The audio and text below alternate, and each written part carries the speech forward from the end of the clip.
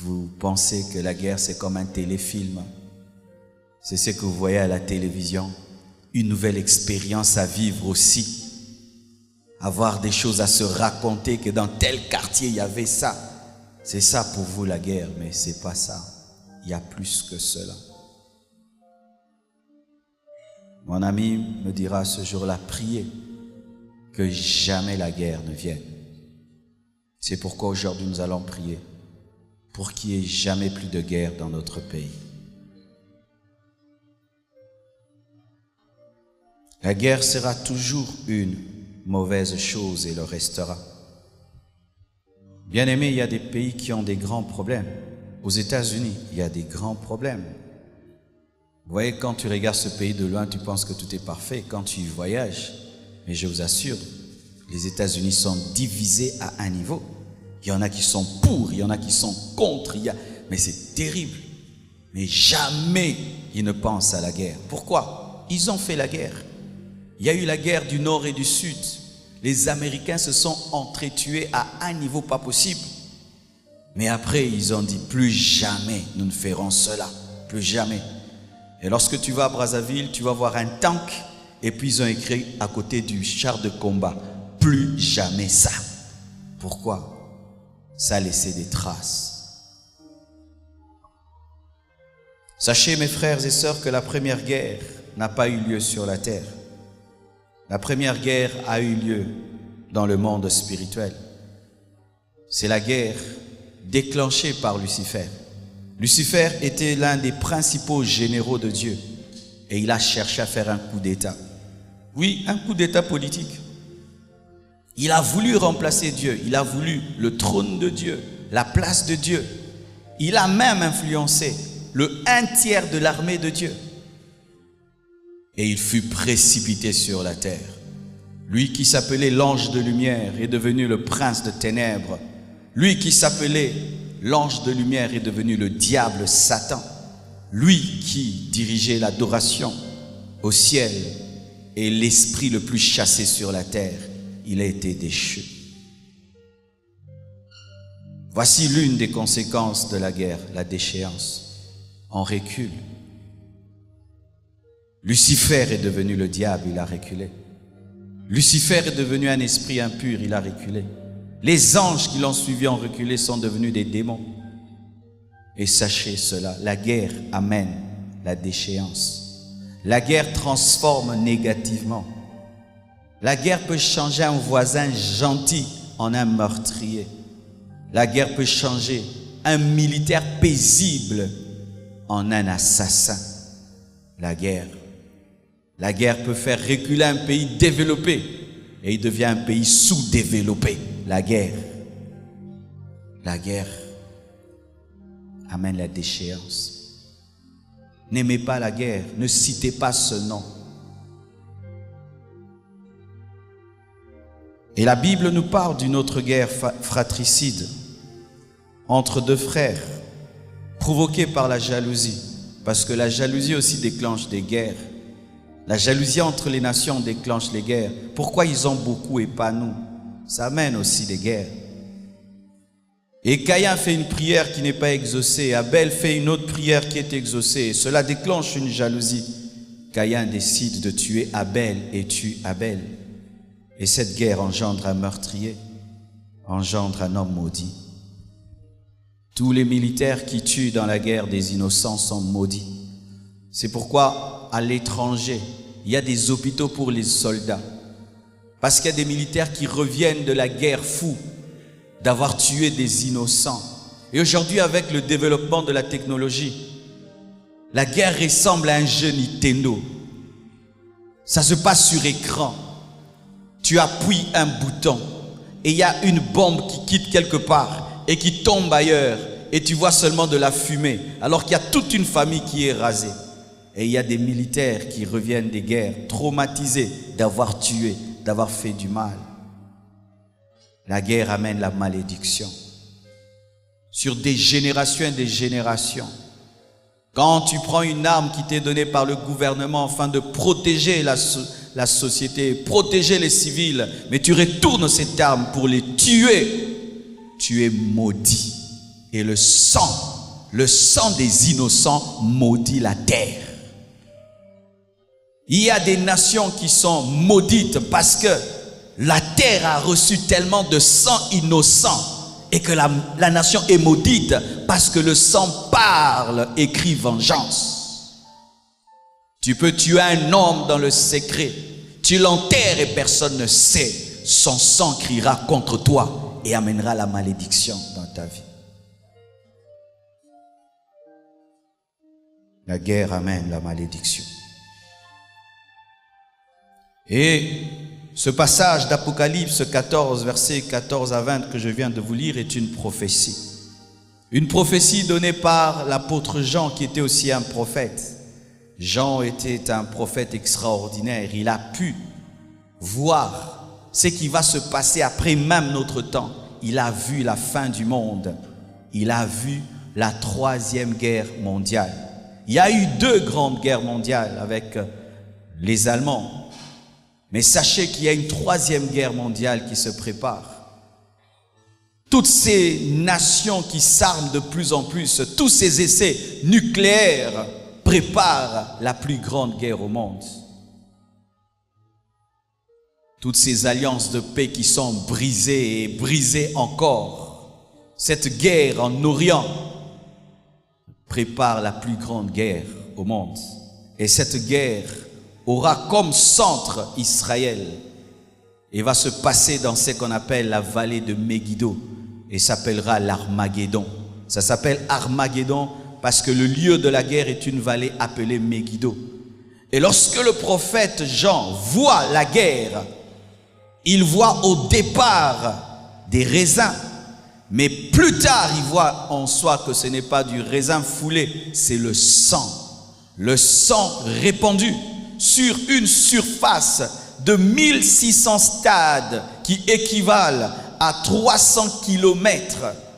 Et la hauteur de ce sang, on dit que ce sang atteignait le mors de chevaux, la bouche de chevaux. Et un cheval, lorsqu'il est vraiment grand, il peut atteindre 1,5 mètre. Imaginez, ça fait au moins 21 millions de litres de sang. Et la prophétie confirme que lors de la bataille d'Armageddon, la moitié des Juifs périra. L'Antichrist va rassembler toutes les nations de la terre pour combattre Israël et combattre les Juifs. Mes frères et sœurs, pouvons-nous accepter qu'encore le sang coule? Parce que le sang a toujours été le premier résultat de toute guerre, grande ou petite. La guerre entre Caïn et Abel a engendré le sang. La 3e guerre mondiale engendrera le sang. Et toutes les petites guerres engendrent toujours le sang. Le sang est toujours au rendez-vous lorsqu'il y a une guerre. Même quand Christ est venu sur cette terre pour délivrer l'homme, il fallait que son sang coule. Mais cela était utile. C'était pour le salut de l'humanité. Mais pour notre part, le sang risque de couler pour des intérêts égoïstes, pour que des multinationales puissent se mettre de l'argent en poche pour l'or, le diamant, l'argent, le pouvoir, le pétrole, le coltan, le renforcement des pactes avec le diable, car certains sont dans l'occultisme et profitent de la guerre pour faire des sacrifices humains, la jalousie des nations, la guerre pour de telles choses, le sang de nos enfants, de nos parents, de nos frères et sœurs, couler pour de telles choses. Savez-vous que dans les nations organisées, le peuple se lève contre même le gouvernement pour dire « Arrêtez d'envoyer nos enfants à la guerre. Nous sommes fatigués que nos enfants puissent aller dans tel et tel pays déclencher des guerres pour que vous puissiez vous enrichir. » Il y a des hommes qui se lèvent pour cela. Pourquoi verser le sang de son frère pour l'argent? Pourquoi verser le sang? Pourquoi, mon enfant, deviendra-t-il militaire pour aller tuer, pour que toi, tu aies de l'argent? Et il y a aux États-Unis des gens qui militent contre des guerres. Et il suffit seulement qu'un Américain meure à la guerre, il faut voir comment ça crée des problèmes. Pourquoi? Ils respectent le sang. Mais nous, le sang du Congolais n'est pas différent du sang d'un chat. Même nous-mêmes, nous nous moquons de la mort des gens. Une fois, je me promène en ville et je vois ces jeunes qui ont des motos Wewa tamponnées, je crois 4 motos qui se sont rencontrées. Je ne sais pas comment ça s'est fait ça. Et ils étaient par terre, blessés. Les gens rigolaient. Les gens rigolaient de voir des gens blessés. Ça fait rire de voir quelqu'un tomber d'une moto et blessé. Ça nous fait rire quand on voit le sang. Et si déjà le Congolais ne peut respecter le sang du Congolais, vous voulez que d'autres nations respectent notre sang? Si ça nous fait rire quand nous allons dans les deuils, si ça nous fait rire d'aller dans des deuils et des deuils et des deuils, causer, parlant, papotant dans les deuils, de sorte même que nous oublions le cadavre. Vous voulez que les nations étrangères nous respectent alors que nous ne respectons pas nos propres vies, nos propres frères.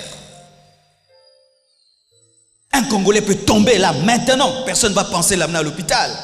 Combien de cas dans cette église nous traitons?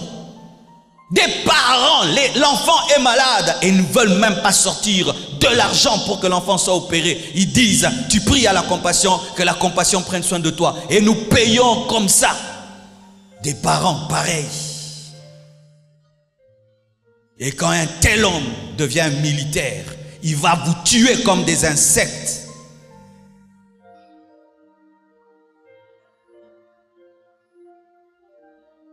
Bien-aimés, c'est vrai qu'une nation doit avoir une armée, mais il faut que les gens soient formés. Ce n'est pas tout le monde qui peut être soldat. Ce n'est pas tout le monde qui peut avoir une arme. Non, ce n'est pas tout le monde qui peut avoir une arme, qui peut donner la mort. Le sang. Et trop de sang a coulé dans notre pays, mes frères. Le sang de Jésus-Christ suffit pour notre salut. Comme je l'ai dit au premier culte, certains disent que les pasteurs sont là pour calmer le peuple et les distraire. Ben certains, moi je ne suis pas ce genre de pasteur. Mais aussi, je ne suis pas aussi un pasteur incendiaire pour vous pousser à détruire votre pays. Non plus. Je ne suis pas ce pasteur qui reste chez moi à la maison et puis je vous pousse vous mourir. Non plus. Et je ne suis pas non plus le pasteur qui vous dit ne revendiquez pas vos droits. Non plus.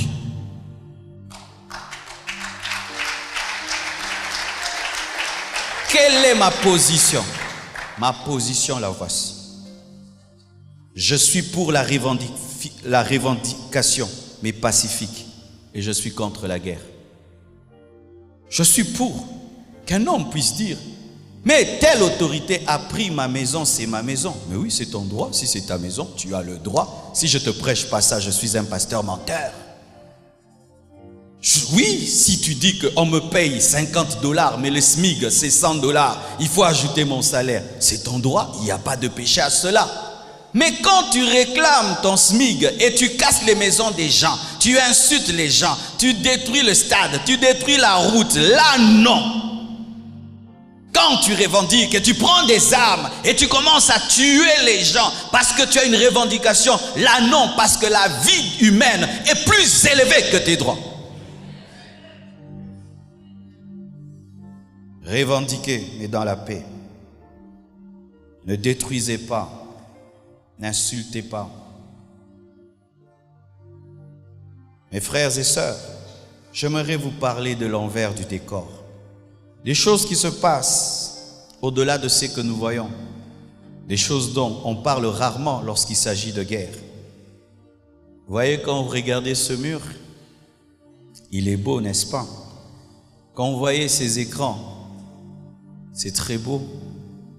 Ils sont beaux. Mais vous savez que pour que ce soit beau devant, derrière là-bas, il y a des fils et des fils et des fils. L'envers du décor. Quand il y a une guerre et vous entendez, nous avons gagné la guerre. Oui, on vous montre des militaires dans des camions, on a gagné. Mais les dessous, qu'est-ce qui se passe? Et malheureusement, c'est le peuple qui paye le grand prix. Les gens qui profitent de ces victoires ne payent pas des grands prix. Mais c'est le peuple qui n'a rien à voir même dedans, qui paye le lourd tribut.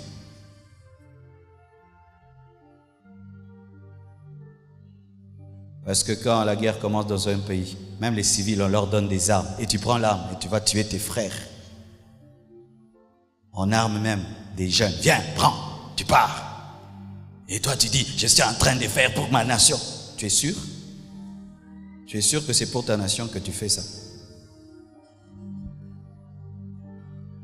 Et toutes ces personnes qui derrière des laptops envoient les gens faire des guerres, venez les faire vous-même. Vous êtes des lâches.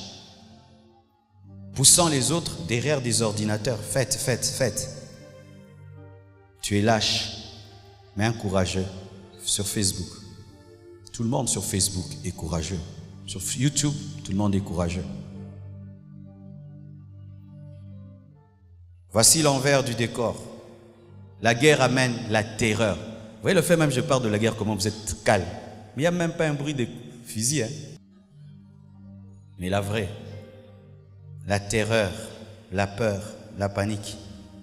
Ma mère, deux fois, d'ailleurs elle est là, me racontait des histoires quand ils étaient jeunes, au temps de Moulélé, au Kivu, les choses qui se passaient, où vous devez dormir sous le lit et manger des biscuits.